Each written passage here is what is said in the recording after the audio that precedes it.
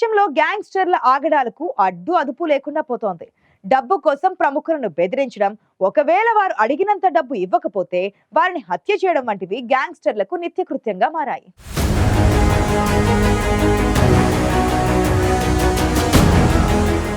భారత్లోని గ్యాంగ్స్టర్లు నేరాలు చేసిన అనంతరం ఎక్కడికి వెళ్లి తలదాచుకుంటున్నారు? వీరు పోలీసులకు చిక్కకుండా తప్పించుకోవడానికి గల కారణం ఏంటనే దానిపై జరుగుతున్న చర్చకు పోలీసులు తెరదించారు.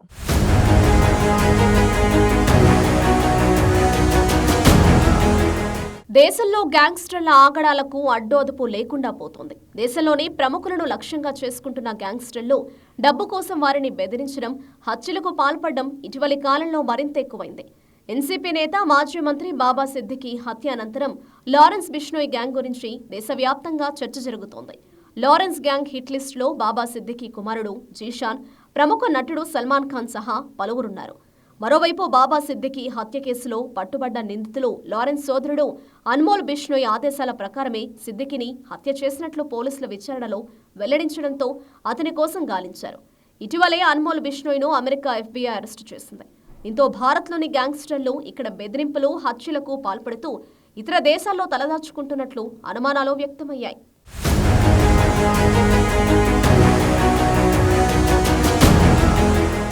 దేశంలో గ్యాంగ్స్టర్ల సంఖ్య ఎక్కువగానే ఉంది. గతంలో పలువురు గ్యాంగ్స్టర్లు పోలీసుల కాల్పులో మరణించారు.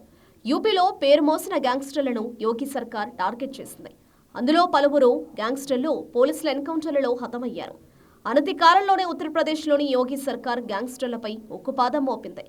ఇక దేశ రాజధాని గ్యాంగ్స్టర్లకు అడ్డాగా మారిందని ఢిల్లీ సీఎం అతిషి ఇటీవల చేసిన వ్యాఖ్యలు దేశవ్యాప్తంగా చర్చకు తెరలేపాయి. మరోవైపు గ్యాంగ్స్టర్ల నుంచి జీషాన్, సిద్దికీ, సల్మాన్ ఖాన్ వంటి వారికి బెదిరింపులు నిత్యకృత్యంగా మారాయి. ఈ నేపథ్యంలో పలువురు గ్యాంగ్స్టర్ల గురించి పెద్ద ఎత్తున చర్చ జరుగుతోంది.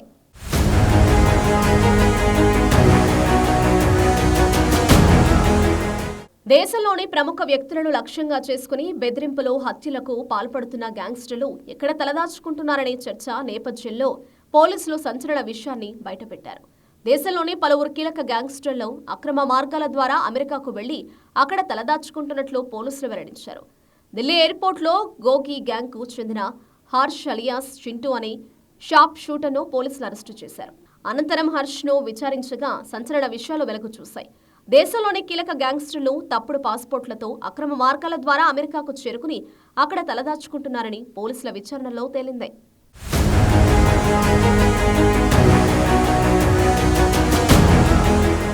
గోల్జీ బ్రార్, అన్మోల్ బిష్నోయ్, రోహిత్ గోడారా, మాంటీమాన్, పవన్ బిష్నోయ్ వంటి గ్యాంగ్స్టర్లు తప్పుడు పాస్పోర్ట్లు, అక్రమ మార్గాల ద్వారా అమెరికా చేరుకుని అక్కడ తలదాచుకుంటున్నారని హర్ష్ అలియాస్ చింటూ పోలీసుల విచారణలో చెప్పడంతో గ్యాంగ్స్టర్లకు సంబంధించిన కీలక విషయం వెలుగులోకి వచ్చింది.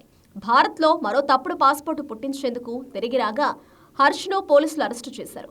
అతడు ఢిల్లీలోని ఓ సెలూన్పై కాల్పులు జరిపి ఇద్దరిని హత్య చేసిన ఘటనలో ప్రధాన నిందితుడిగా ఉన్నాడు. హర్ష్ పాస్పోర్ట్లో ప్రదీప్ కుమార్ అనే పేరు ఉండడం విశేషం. ఈ ఫేక్ పాస్పోర్ట్ను జలంధర్లో పుట్టించినట్లు తెలుస్తోంది.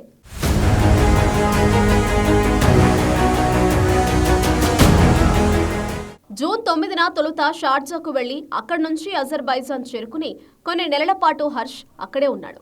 అనంతరం ఫిబ్రవరి 9వ తేదీన ఢిల్లీలోని ఓ సెలూన్లో సోను తెహ్లాన్, ఆశిష్ తెహ్లాన్ అనే ఇద్దరు వ్యక్తులను పట్టపగలే కాల్చి చంపారు. ఈ కేసులో సంజీవ్ కుమార్ అలియాస్ సంజు దహియా, హర్ష్ అనే ఇద్దరు నిందితులుగా ఉన్నట్లు పోలీసులు గుర్తించారు. వీరిపై గతంలో పలు కేసులు పెండింగ్లో ఉన్నాయి. ప్రభుత్వం వారిపై 50,000 రివార్డును ప్రకటించింది. హర్ష్పై క్రైమ్ బ్రాంచ్ పోలీసులు లుకౌట్ నోటీసులు జారీ చేశారు. గ్యాంగ్స్టర్ యోగేష్ అలియాస్ తుండా ఆదేశాల మేరకు హర్ష్ పనిచేస్తున్నాడు. గోగి గ్యాంగ్ను ఇతడే ఆక్రమించాడు. బలవంతపు వసూళ్ల కేసులో కూడా హర్ష్ ఉన్నట్లు విచారణలో తేలింది. హర్ష్ పోలీసులకు పట్టుబడడంతో ఈ గ్యాంగ్లకు చెందిన పలు కీలక విషయాలు పోలీసులకు తెలిసాయి. దేశంలోని కీలక గ్యాంగ్స్టర్లు ఫేక్ పాస్పోర్ట్లతో అమెరికాకు వెళ్లి అక్కడ తలదాచుకుంటున్నట్లు తెలియడంతో వారిని పట్టుకునేందుకు పోలీసులు ఎలాంటి ప్రయత్నాలు చేస్తారనేది చూడాలి.